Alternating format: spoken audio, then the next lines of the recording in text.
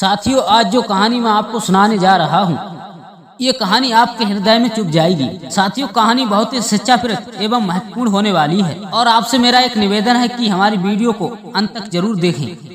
साथियों, आज का प्रसंग है कि हमारा भाग्य साथ क्यों नहीं देता, तो हमें क्या करना चाहिए जिससे कि हमारा भाग्य साथ दे सके और हमारे जीवन में सुख समृद्धि आ जाए। साथियों, इस कहानी को हम ब्राह्मण के माध्यम से समझते हैं। एक दिन श्री कृष्ण और अर्जुन बातें करते करते अपने महल से काफी दूर निकल चुके थे। तब रास्ते में उन्होंने एक गरीब ब्राह्मण को आते हुए देखा जो भिक्षा मांग करके अपने जीवन का गुजारा करता था। तभी अर्जुन ने उस ब्राह्मण को देखा तो अर्जुन को उस गरीब ब्राह्मण पर दया आ गई, अर्थात उन्होंने उस ब्राह्मण को सोने के सिक्के से भरी एक थैली दे दी। उस थैली को पाकर के वो ब्राह्मण बहुत ही प्रसन्न हुआ और वो थैली लेकर अपने घर की ओर चल दिया। लेकिन भाग्य को तो कुछ और ही मंजूर था। जंगल के रास्ते से होकर जा रहा था। उधर रास्ते में उसे एक चोर मिल गया जिसने उस गरीब ब्राह्मण के सारे सिक्के लूट लिए। साथियों, ब्राह्मण के साथ जब ऐसा हुआ तो ब्राह्मण ये सब देखकर बड़ा ही दुखी हुआ और वो ये कहने लगा कि मेरा तो भाग्य ही खराब है। ये सब कहता हुआ और अपने भाग्य को कोसता हुआ वो ब्राह्मण पुनः भिक्षा मांगने के लिए उसी गांव में पहुंच गया। जब अर्जुन और कृष्ण उधर से गुजर रहे थे तो उन्होंने फिर से उस ब्राह्मण को भिक्षा मांगते हुए देखा। तब अर्जुन उस गरीब ब्राह्मण के पास गए तो उस गरीब ब्राह्मण ने अपनी सारी कहानी सुना दी। साथियों, अर्जुन को फिर से उस ब्राह्मण पर दया आ गई। तब अर्जुन ने उस गरीब ब्राह्मण को एक बड़ा सा हीरा दे दिया। मित्रों, जब वो ब्राह्मण अपने घर पहुंचा तो उसने वो हीरा ले जाकर एक पुराने घड़े में छुपा कर रख दिया और उस घड़े का प्रयोग नहीं होता था और रात्रि में सोने के लिए अपने बिस्तर पर चला गया। इधर सुबह हुई और ब्राह्मण के उठने से पहले और ब्राह्मण की पत्नी पानी भरने के लिए नदी पर गई और पानी भर के लाते समय उसके हाथ से वो घड़ा छूटकर गिर गया और वहीं पर टूट गया। तब ब्राह्मण की पत्नी को याद आया कि हमारे घर में तो एक बहुत पुराना घड़ा रखा है जिसका प्रयोग हम नहीं करते थे। तब ब्राह्मणी ने सोचा क्यों ना उसी पुराने घड़े में पानी भरकर आज का काम चलाया जाए। तब वो ब्राह्मणी अपनी घर की तरफ आई और उसी पुराने घड़े को उठा ले गई और उसी नदी पर पहुंच गई। मित्रों, जब नदी में उसने उस घड़े को डुबोया तो वो हीरा घड़े से निकलकर उस पानी में चला गया।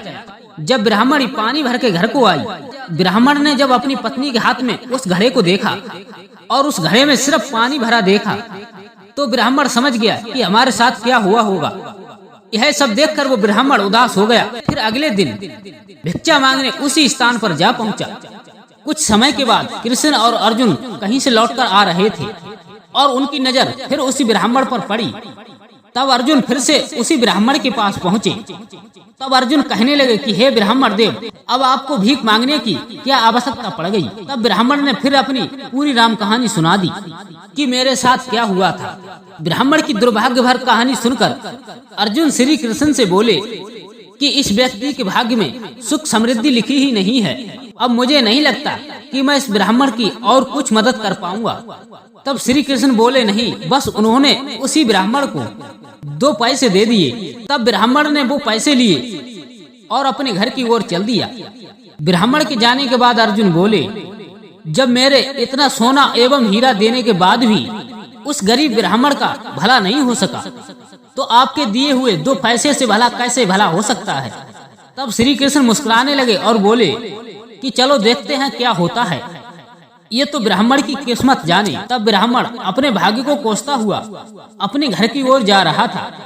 तब रास्ते में उसने एक मछुआरे को देखा जो कि एक ताजी बड़ी सी मछली पकड़ कर ले जा रहा था और मछली उसके जाल में फड़फड़ा रही और अपनी जान बचाने के लिए प्रयास कर रही। उस मछली को देखकर उस गरीब ब्राह्मण को दया आ गई। तब उस ब्राह्मण ने सोचा कि मेरे इन 2 पैसों से मेरा भला क्या होगा, क्यों ना इन 2 पैसों से इस मछली के प्राण ही बचा दिए जाएं। साथियों, उस ब्राह्मण ने वो मछली खरीद ली और उस मछली को दोबारा से नदी में डालने की चल पड़ा।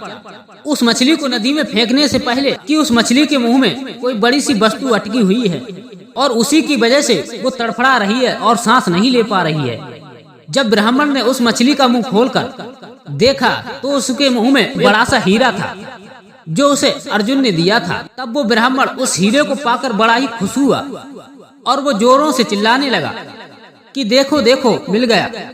कि आखिर मेरा खोया हुआ मुझे मिल गया। साथियों, कुछ ही दूरी पर वो चोर जा रहा था जिसने उस ब्राह्मण के वो सिक्के चुराए थे। उसने जब ये आवाज सुनी और ब्राह्मण को नदी की तरफ से अपनी तरफ आते हुए देखा तो वो चोर डर गया और चोर ने उस ब्राह्मण को देखकर पहचान लिया था कि ये तो वही व्यक्ति है जिसके मैंने हीरे लूटे थे। तब उस ब्राह्मण के चिल्लाने की आवाज सुनकर उसे ऐसा लगा कि इस ब्राह्मण ने मुझे पहचान लिया है। तब उस चोर ने ब्राह्मण के पैर पकड़ लिए और कहने लगा, अरे भाई, मुझे अब माफ कर दो, अपने सिक्के वापस ले लो और आप मुझे सजा मत दिलवाना, मुझसे बहुत ही बड़ी गलती हो गई। साथियों, ब्राह्मण क्या बोलता, वो सब बात को समझ गया। उसने उस चोर को माफ कर दिया और उसने अपने सिक्के लिए और खुशी से झूमता हुआ अपने घर की ओर चल दिया। मित्रों, अगले दिन ब्राह्मण पुनः से अर्जुन के पास पहुंचा और उन्हें सारी बात बताई। तब ब्राह्मण ने अर्जुन को धन्यवाद दिया, फिर वहां से चला गया। ब्राह्मण के वहां से जाने के बाद अर्जुन श्री कृष्ण से बोले, ये क्या चमत्कार है, मेरे हीरे और सिक्के उसकी सहायता नहीं कर पाए, पर आपके दिए हुए 2 पैसे ने तो कमाल कर दिया, इसका कारण मुझे बताएं। तब श्री कृष्ण कहने लगे, हे अर्जुन, ये कोई चमत्कार नहीं है, ये तो विधाता का नियम है जिसके नीचे दुनिया काम करती है। जब उसके पास ढेर सारे सिक्के और हीरे थे तो वो सिर्फ अपने बारे में और अपनी जरूरतों के बारे में सोचता रहता था, लेकिन जब उसके पास वो 2 पैसे थे तो उसने वो 2 पैसे मछली की जान बचाने के लिए खर्च कर दिए। इसीलिए उस ब्राह्मण की जिम्मेदारी मैंने ले ली। हे अर्जुन, जब तुम किसी दूसरे व्यक्ति के दुखों के बारे में समझोगे और ऐसे लोगों के दुख दूर करने के लिए प्रयास करते हो तो ऐसा मानो तुम भगवान के कार्य में हाथ बटा रहे हो। फिर तुमको अपनी चिंता करने की क्या जरूरत है? अब वो चिंता सिर्फ मेरी हो गई, तुम्हारी जरूरत तो भगवान उसी दिन से पूरी कर देते हैं। मित्रों, इसीलिए कहते हैं कि हर एक व्यक्ति को अच्छे सत्कर्म करते रहना चाहिए और किसी गरीब व्यक्ति की मदद करते रहना चाहिए। साथियों, ऐसी बातें जिस किसी के मन में भी आएंगी तो समझो उसका भाग उसी दिन से बदल जाएगा, क्योंकि ये तो प्रभु का कार्य है जो एक दूसरे के लिए मदद के लिए उन्होंने हमारे लिए बीच छोड़ा है। जब आप प्रभु के कार्य को करेंगे तो वो सिर्फ आपका कार्य करेंगे। प्रभु की इच्छा है वो आप करेंगे तो जो आपकी इच्छा है वो प्रभु करेंगे। मित्रों, उसी दिन से उस गरीब ब्राह्मण की किस्मत चमक गई और उसका सोया हुआ भाग्य दोबारा से जाग गया। मित्रों, यदि आपको कहानी ये पसंद आई हो तो हमारी इस वीडियो को लाइक करके और हमारे चैनल को सब्सक्राइब अवश्य करना। मिलते हैं ऐसी ज्ञानवर्धक कहानी के साथ, तब तक के लिए जय श्री कृष्ण, जय श्री राधे।